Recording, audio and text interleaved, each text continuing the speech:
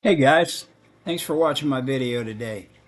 Today I want to talk about at 77 removing a hook from my partner's arm. Now, if you fish long enough, 50, 60 years like I have, you're going to stick yourself from time to time. Trust me, I have.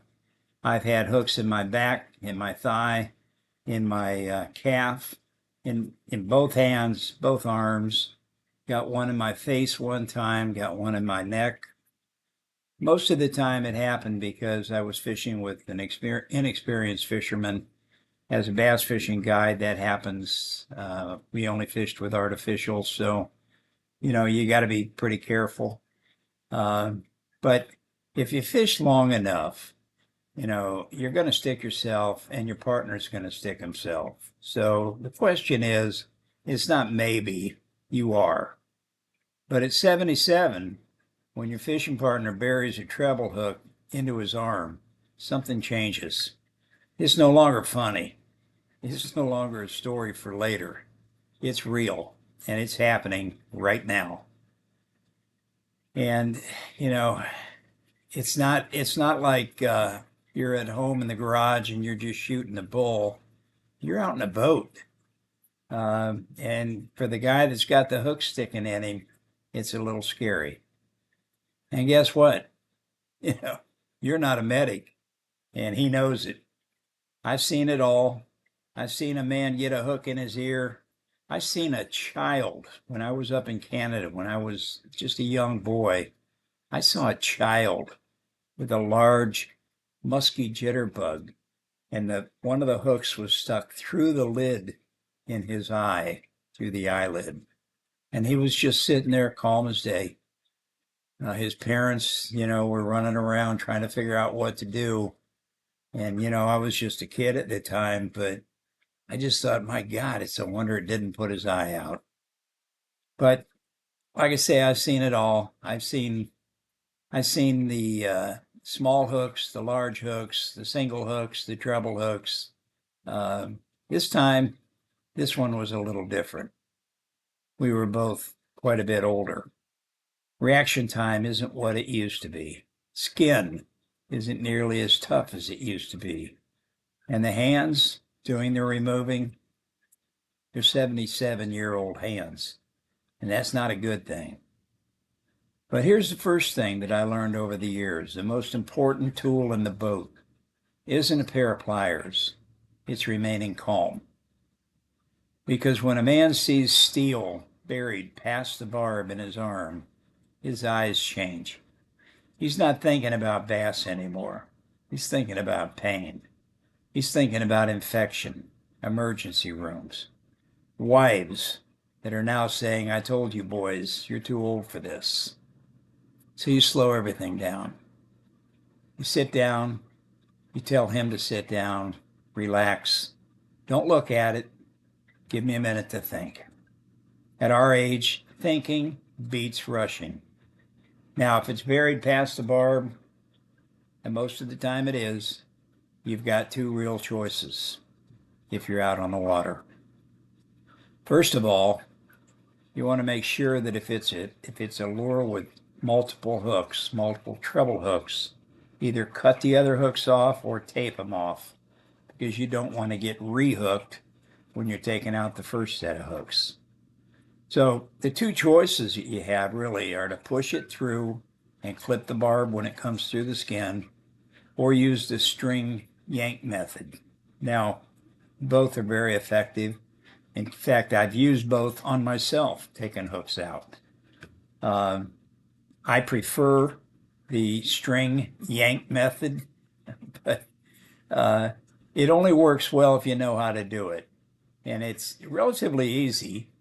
I can remember one time going out with my younger brother, and he put a Rapala in his shoulder, and he wasn't about to let me try what he called my little trick.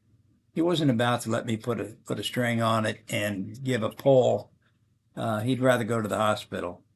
So we packed everything up. I taped it down so it wouldn't move, cut the line off, cut it off his fishing rod, And we drove back to the ramp, loaded the boat up, drove straight to the hospital, waited for 3 hours. Finally, a doc takes him in the back room, puts a string on it, and pulls it out. It's that simple. And it was exactly the same thing I would have done. But anyway, he since is now convinced that that is the right way to do it.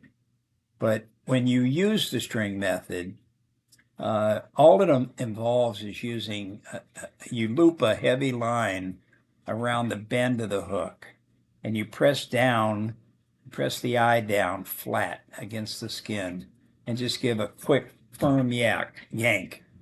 And what happens is the barb doesn't collapse. It just goes down a little bit, and it comes back out the same hole that it made. It's really fast. It's almost painless. Yeah, I've had incidents where I've done it, where I've seen someone do it, and they were a little hesitant, and it did not come out, or at least come out the way it should have. In fact, in some cases, it even drove the hook in farther. But we don't really want to get into that. If you're not sure how to do it, you wouldn't be the first. Try the other method. It's not nearly as brutal. But if you wait, the longer you wait, the more it's going to hurt and the more problems it's going to cause. So again, at 30, you would just do it. But at 70, double check everything.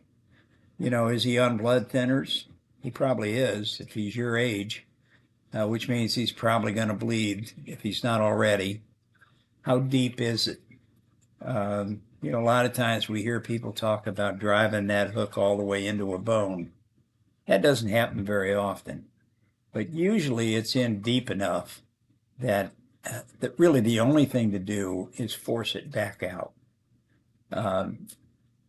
Here's the truth that nobody really wants to talk about, and you seldom ever hear any of the pros talk about it. Older bodies bleed much more easily. Older skin tears much more easily. And older fishermen don't bounce back like they used to. On that particular day, I pushed it through. It hurt. It hurt him a hell of a lot more than it hurt me. And with a clean pair of pliers, steady pressure, not a lot of drama. Once I got it through, I flipped the barb, pulled it right out. You know what? He didn't scream. He just looked at me and said, "You still got it." We cleaned it, we wrapped it, and we headed back in early, not because we had to, but because at 77, wisdom sometimes says the trip is over. And you know what else I learned? Preparation matters more when you're older. I don't leave the dock now without a good pair of side cutters, without some heavy mono, just for getting the hook out for that little string trick. I never leave without antiseptic, with some gauze, with some bandages, and a phone that's actually charged. That little kit weighs almost nothing, but it can save the trip, or worse. And here's something else age teaches you. There's no shame in going to urgent care. Back in the 20s and 30s, we'd rip it out, keep fishing like heroes. Now, we think about tetanus shots. We think about infections. We think about our grandkids that we want to see next week. Fishing at 77 isn't about proving how tough we are. It's about staying in the game. And that day reminded me of something important. We don't just fish for bass anymore. We fish for the friendship. We fish for the stories. Sometimes the story isn't about the one that got away. It's about the hook that didn't.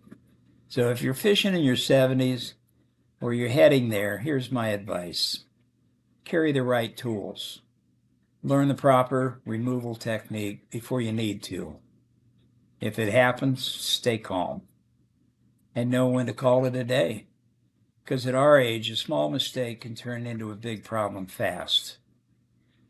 But handled correctly, it just becomes another story.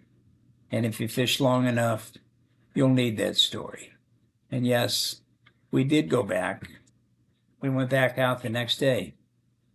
But I made him throw a spinnerbait, single hook, because I'm just not that brave. Thanks for watching, folks. I hope you have a great day.